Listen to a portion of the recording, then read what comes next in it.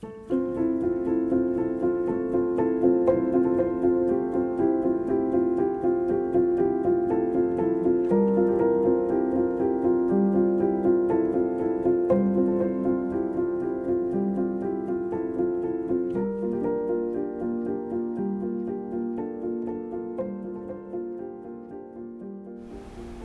기분이 어떠신지 궁금해요. 저는 뭐 오늘이라기보다는 어제 기분이 이미 좋았었기 때문에 그 오전에는 좀 이제 좀 다운됐었다가 어제 오후 공연 때 굉장히 기분 좋은 일이 있었어서 기분 좋은 상태로 지금 유지 중입니다. 효정학교라고 시각장애 영유아 이제 교육기관이 있어요. 거기에서 이제 그 음악 감독님과 함께 이제 작은 공연을 했는데 그때 바람 소리 그다음에 이제 아코디언 한음을 내도 울던 아이가 있었어요. 그래서 음악 감독하고도 엄청 고민을 많이 했어요. 이제 소리를 아예 꺼버려야 되나? 뭐 약간 이런 생각하고 음원을 바꿔보기도 하고 이제 이 음향 감독님하고 볼륨을 더 낮춰야 되나? 뭐 약간 별 생각을 다 하면서 이제 엄청 고민을 했던 이제 엄청 그 걱정되는 관객이었거든요. 근데 그 친구가 이제 오후 공연 때 와서 끝까지 잘 보고 갔어요. 특히 그 아이가 이제 극장에 나들이를 온 게 첫날이라고. 처음 극장에 온 거라고 해서 그것도 너무 감사했고 이제 저희한테는 좋은 피드백이었던 그날. 그리고 이제 그 친구가 이제 미끌미끌거리는 비닐을 전혀 만지지를 못하는 친구였대요. 근데 오늘 그 벽을 넘었다. 약간 딱 그 첫날 첫 공연 방문이었다. 그다음에 그 벽을 넘었다. 딱 그 두 다른 이제 그건 기억이 안 나고 그 두 마디에 저희는 아 그럼 됐다. 우리 공연 끝났다. 그냥 약간 그런 느낌이었습니다. 그 친구가 어떻게 못 만지던 비닐을 만질 수 있게 되었을까요?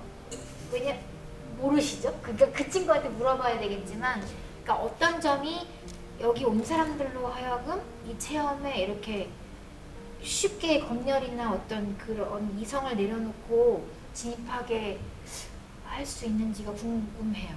어떤 아이들이 이제 낯선 공간에 처음 들어왔을 때, 낯선 소리를 처음 들었을 때 분명히 그거에 대해서, 그러니까 우리는 되게 쉬운 단어로 두려워한다, 무서워한다라고 표현하지만 그거를 저희는 일종의 낯가림의 일종이라고 본 거죠. 낯선 것. 그래서 이제 두렵고 아니면 좀 겁나고 아니면 약간 호기심은 있으나 섣불리 시도하지 못하고 그걸 다 포괄한 거를 이제 저희 내부에서 낯가림이라고 그걸 범위를 넓혀서 생각을 했었고, 이제 이 공연에서 말씀하신 것처럼 단계별로 이제 그 관계든 아니면 어떤 놀이까지 가는 그 진행 단계에서 일단 공간에 본인이 편해져야 되고 그리고 거기서 어떻게 해도 된다라는 게 파악이 돼야 되고 난 다 할 수 있구나 아니면 뭐 이런 게 있구나 그리고 소리가 이런 소리가 나는구나 이런 큰 소리가 있구나 라는 시간을 충분히 주는 거를 많이 신경을 썼었죠. 본 쇼케이스에 들어가서는 그게 조금 더 적극적으로 또 오브제나 뭐 그런 촉감, 감각을 이용해서 좀 더 구체적으로 진행이 돼요. 처음엔 오픈된 형식으로 이제 각자 이제 그 시간을 주는 거죠. 그게 굉장히 신기했던 게 처음에 입구에서는 저는 이 공간에서 느껴지는 냄새가 아기들한테 친화적이지 않다고 느꼈어요. 그 폭우 때문인지 뭔지 모르겠는데 계속 이게 될까 싶었어요. 근데 들어왔는데 이게 너무 어두운 거예요. 그래서 이게 될까? 했는데 이 핀 조명에 너무 매력을 느끼고 그래서 뭔가 이제 걸렸구나 아기들이 이 공간에 이게 굉장히 좀 크고 그 낯설고 어떻게 보면 고압적일 수 있는 공간인데 그 안에서 뭔가 안전망도 생기고 아이들이 걸리는 부분이 생겼구나 해서 괜찮겠다고 저도 좀 안심을 했는데 그 다음에 이제 음악이 생각보다 볼륨이 좀 높은 데다가 이게 이제 흔히 영유아들의 장르는 아니잖아요? 성공했네요. 힙한데? 이게 될까? 하고 봤는데 애기들이 중간에 이게 너무 리듬을 잘 타는 거예요. 그래서 그런 게 되게 재밌었어요. 전에 이제 노타이틀이라는 작업에서도 저희가 이제 더 사실은 비트감이 있었고 네. 더 사실 일렉트로닉 쪽으로 네. 한 적이 있는데 네. 그때 이제 저희가 연령이 더 이제 높았는데 그때 유모차를 끌고 온 관객분이 계셨어요. 근데 이제 그때 이제 하우스 쪽에서 이제 연령이 어리니까 이제 괜찮으시겠냐 들어가셔도 근데 그분이 자기가 힘들면 나오겠다라고 하셨어요. 그래서 이제 유모차를 끌고 들어오셨는데 예상보다 꽤 오래 머무르시고 나간 적이 있어요.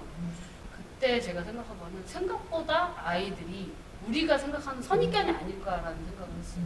그래서 아이들이 오히려 어릴수록 엄마 뱃속과 컨디션이 좀 비슷할 수도 있겠다라는 생각을 했던 것 같아요. 그때. 그때 유모차를 제가 들어가는 걸 봤고 나오면 인터뷰를 한번 해야 되겠다 예의주시하고 있었고 꽤 오랜 시간 거의 저희가 원하는 그 씬을 다 보시고 나오시더라고요. 일단 아이에 대한 어떤 선입견을 일단 지우는 게 이 작업을 하면서도 되게 중요하고 저도 일단 아이를 키워봤던 입장으로서 그걸 계속 지워나가는 저한테는 오히려 계속 우리 아이가 그랬고 뭐 다른 아이가 그랬고 제 경험이 이랬고 이런 것들 되게 계속 지워나가는 그런 시간이었던 것 같아요.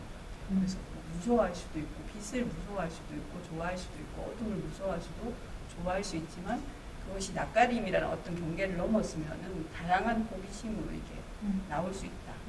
그러니까 영유아들은 그런 거에 대한 확인 같은 작업이었던 것 같아요. 그럼에도 불구하고 저는 영유아나 아기들을 보면서 좀 부러운 순간들이 많았어요. 그러니까 이 작업자나 예술가들이 어떤 던져주는 상황이나 여러 자극에 대해서 너무 즉각적으로 자기 검열 없이 반응할 수 있는 게 굉장히 부러웠거든요. 그래서 여기 뒤에 앉아서 내가 저 상태를 잊기 시작한 게 언제였지? 물론 기억은 안 나죠. 다시 한번 생각을 해봤는데, 그러니까 그 핀 조명에 이렇게 그 주저없이 들어가는 것도 그렇고 하여간 뭐 모든 반응에 이렇게 원래 그렇죠. 그 거리낌 없이 몸으로 반응하는 게 부러웠는데, 그러니까 물론 인간으로 보셨다고는 하지만 그럼에도 불구하고 어떤 영유아기이기 때문에 어떤 시너지나 상호작용이 있었는지 작업자로서가 궁금해요. 아이들은 더 쉽게 할 수 있기 때문에 어쩌면은 그 적응성이 가장 더 저희가 보기엔 굉장히 예술적인 어떤 장면처럼 보일 수 있는 그런 게 있었기 때문에 더 적응성이 나왔으면 좋겠다라는 그러니까 공연에서는 그런 적응성이 사실은 저희한테는 멘붕일 수 있는 상황이지만 오히려 더 그게 나와야지 진짜 이게 진짜 작업적으로는 완성도를 높여가는 거기 때문에 그런 거에 대한 부담감이 오히려 이번 작업에서는 없는 게 개인적으로는 굉장히 좀 좋았던 것 같아요. 저도 그게 굉장히 좋았고요. 네. 이렇게 그냥 이렇게 그게 눈에 보이는 상황 자체가 네네. 거기서 되게 쾌가 느껴졌거든요. 그쵸. 근데 이제 영유아극 그 연구를 할 때마다 다시 드는 질문이 근데 이게 연극인가? 그 질문 오늘도 또 했어요. 네. 그런 질문 제가 항상 받는 질문인데 제가 저는 항상 뭐 연극이라고 생각하고 하고 있는데 네 그렇습니다. 네. 변수가 있으면 저는 연극이라고 생각합니다.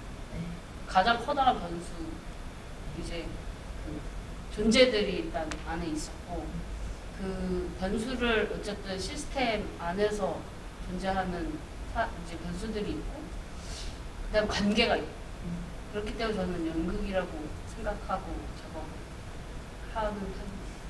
변수가 뭔지 여쭤봐도 돼요? 변수라는 거는 일단 영유아죠. 지금 이 공연에서는 네. 그 잡에서 이제 이 시스템을 알고 움직이는 가족들이 있었고 퍼포머처럼 나를 봐, 내 이야기를 들어 하는 사람은 아니지만 그거를 운영하는 이제 가이드분들이 계시고 이런 시스템이 이제 존재하고 그 안에서 변수로서 존재하는 분들이 계시고 이런 어떤 층이 이제 존재하고 그렇기 때문에 저는 이거는 어쨌든 연극이라고 봅니다. 그래서 이 안에 어쨌든 관계성이 있잖아요. 그래서 저는 연극이라고 또 다른 방식의 연극이라고 보고 있습니다. 저희가 제목이 빙빙빙이잖아요. 아, 그쵸. 그리고 의도적으로 옆에 영어로 빙을 표기를 했잖아요. 네. 뭐 빙글빙글 크게 돌다가도 한 바퀴 돌고 엄마한테 찾아가고 약간 이런 운동성이 캐치된 것도 되게 재밌었어요. 쌍방으로 이게 이제 서로 관계성이 맺어지고 있다라는 부분에서 저희가 이게 굉장히 중요하구나. 커뮤니케이션 그리고 이제 언어적이라기보다는 어떤 이 동작적이고 어떤 모형적인 어떤 그런 이제 그런 방향적으로 이제 움직이는 어떤 운동감이라든지 커뮤니케이션감이 중요하다라는 거를 저희가 그 인터뷰 하러 갔을 때 발견해낸 거거든요. 어떻게 시각장애 관객에 관심을 갖게 되셨나요? 서커스가 굉장히 시각적인 분야거든요. 일단은 위험이라는 것도 이제 시각적으로 이제 먼저 이제 접근을 하는 작업이기 때문에 그리고 일단은 시각적인 걸 전혀 배제해보자 라는 생각으로 출발을 했어요. 그래서 그런 관객을 또 가능한 작업으로 접근을 해보자.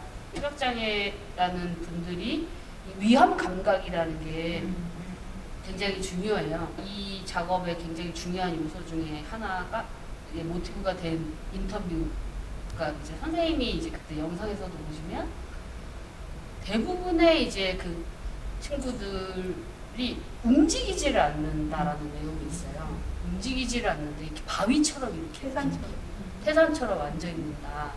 왜냐면 자기가 안전하다고 생각되지 않으면 움직이지 않는다라는 부분이 있는데 그래서 선생님이 이제 창문가에 한 친구가 앉아 있었는데 이렇게 부채로 이렇게 바람을 불어줬더니 거기서 이렇게 살살살살 내려왔다는 거예요. 바람을 따라서.